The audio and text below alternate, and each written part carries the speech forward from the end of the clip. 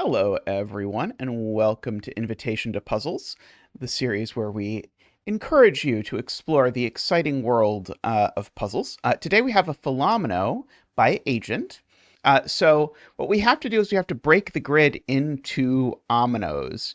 And so, for example, I could make this an omino.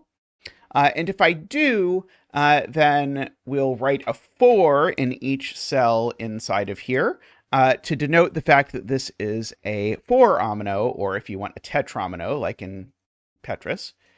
So something like that. And so you'll see that there are many given digits. So we have some of these. That means this, for example, has to go inside an omino of size 9. This has to go in an omino of size 5. I should note there's no guarantee about how many clues an omino has, meaning explicitly the omino could have no clues, like this 4-omino, if that were correct, would have no clues. And these two 9s could be in the same omino or they could be in different ominos. So keep that in mind. You'll notice the 1-ominos, those are marked already with a border because they're already done. Because if you have a given 1, then that automatically tells you, well, this thing can't get any bigger. Okay, so the only real rule of Fillomino to keep in mind, keeping in mind that I have not actually said this rule yet, is that you can't have two ominoes of the same size touch. So I can't have two 5-ominos that touch orthogonally, and likewise for any of the other sizes. So we have to be mindful of that. All right, so there's a link in the description down below if you want to give it a try, and I'm going to give it a try, and I'll try to walk you through what my thought process is. So the place I want to start is this cell. And what I notice about this cell is that it's not part of a monomino. And that's because it touches a monomino. And so these monominos or 1-ominos, they're very special because everything that touches one has to get bigger. So this has to get bigger. And the only way it can get bigger is here. And so like in a lot of these puzzles, we'll use a little line here to denote, I don't know what size this omino is, but I know it's in the same omino, or these two are in the same omino. So that's what the little green line means. And now what you'll see is that omino now has size at least 2, but that actually means it can't join this 2, because if it did join this 2, well, then it would have size 3 or more, which is not 2. So we can actually draw in a little border here to say, hey, I know actually whatever this thing is, I know it doesn't join the 2. But now we get to repeat the argument at the beginning, because now this region has to grow, or this omino has to grow, because we know it's touching an omino of size 2. And so it can't have size 2, so it in fact has to have size at least 3. Okay. And now see if you see the pattern. This region can't join the 3, because now it will have size 4. And also, it can't stop growing, because if it stops growing, then it will have size 3, and it will be touching a region of size 3. That doesn't work, so it has to grow.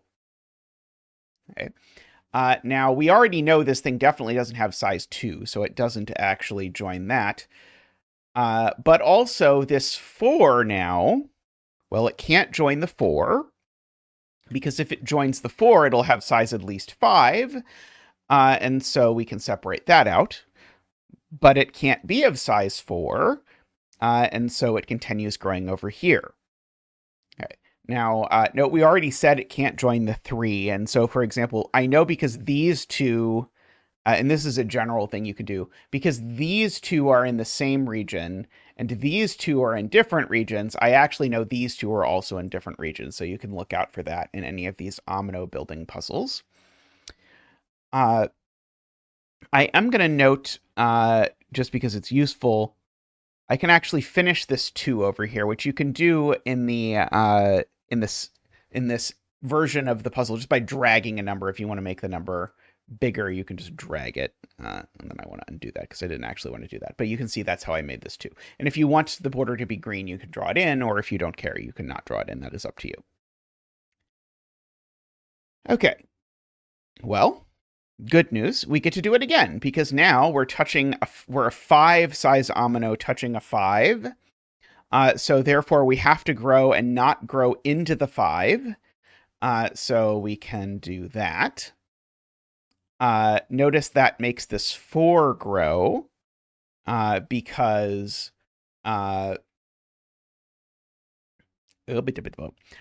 because the 4 has to get bigger. It's not size 4 yet, so it pushes the 4 down.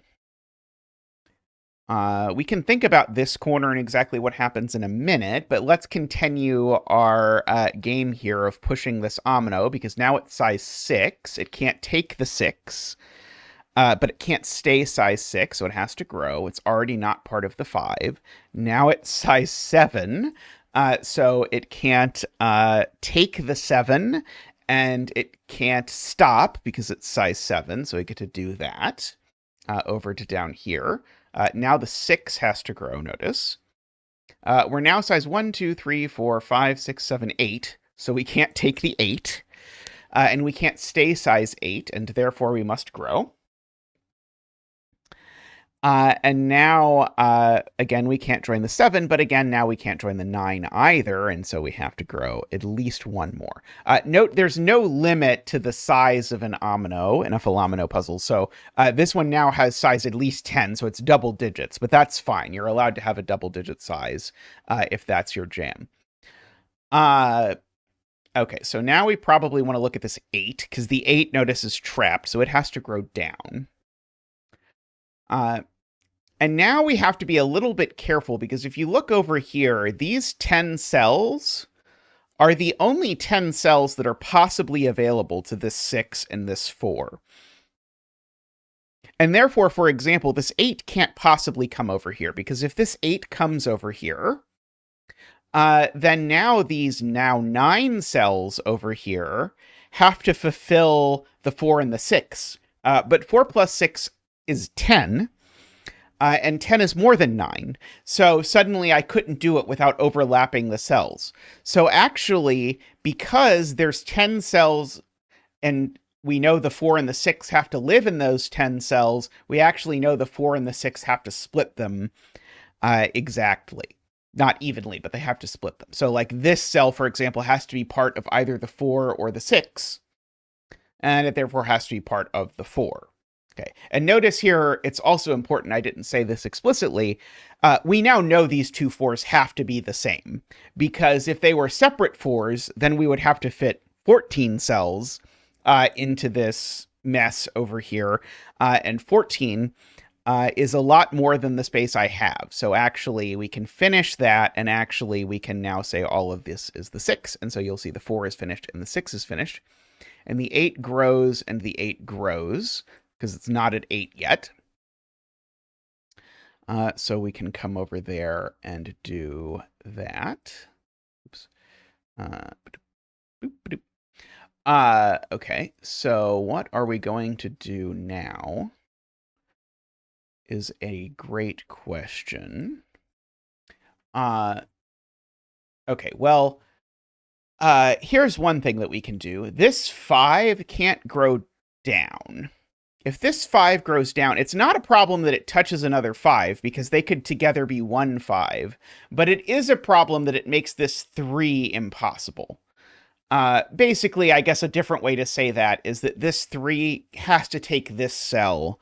It's probably the better way to say it, in fact, because if the 3 doesn't take this cell, then it can only get to 2. So we can sort of grow the 3.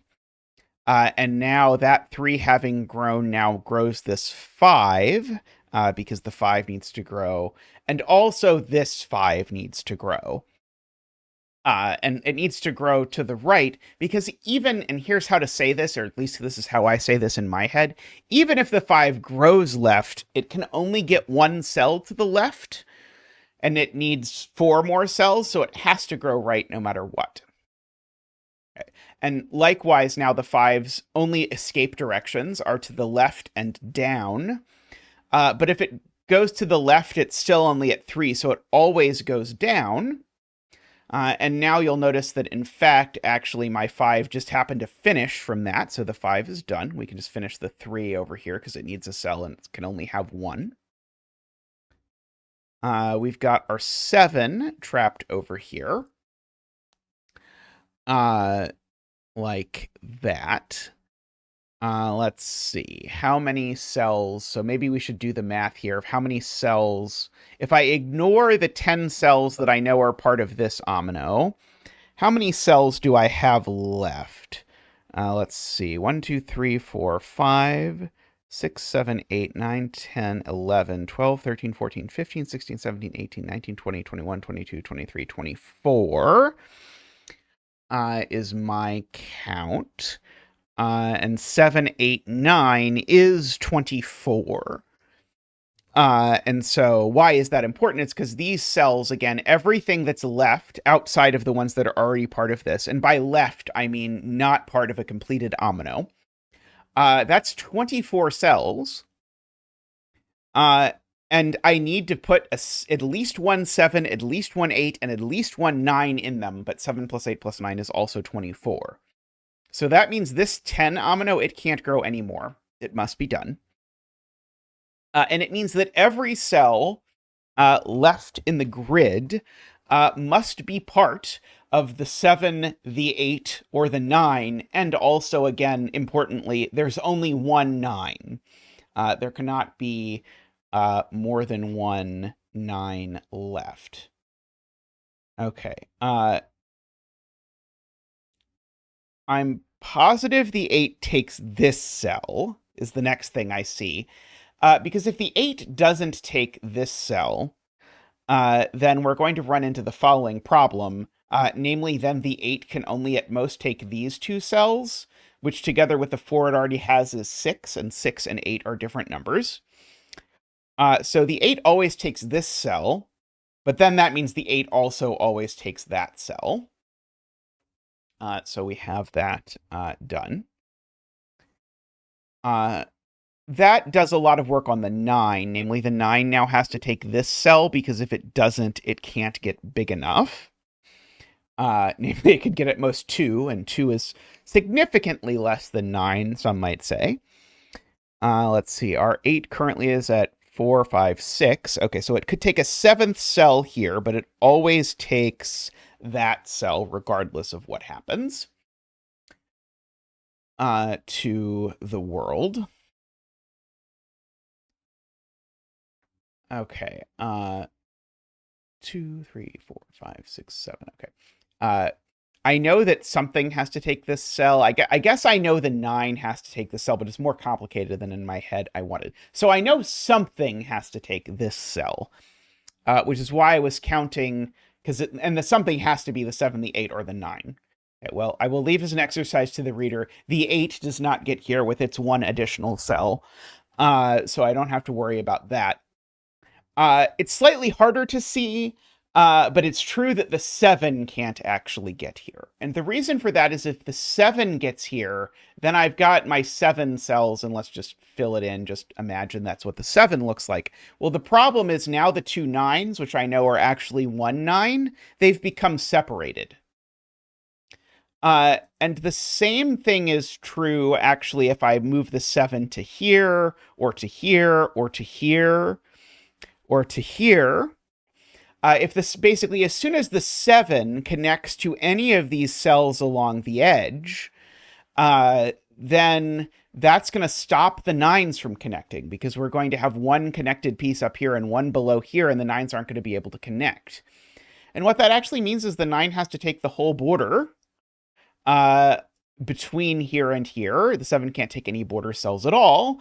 And then as you see, as the solution popped up, actually, once you realize the 9 has to take those, well, that's all the cells the 9 can take.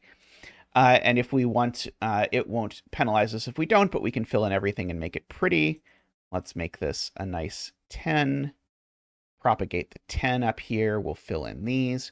Very lovely puzzle. This is a great introduction to the kind of logic that you see popping up in a lot of Fillomino puzzles. And Fillomino is one of the Sudoku variants oops, it won't let me unremove those marks. Oh is one of the variants that you'll see most often hybridized with other puzzles. So you'll see a Fillomino mid-loop, for example, or something like that. So Fillomino is one of the sort of core puzzle types, like Sudoku, that you'll see a lot of variations of. So it's worth sort of internalizing some of these techniques. But anyway, lovely puzzle there to Agent.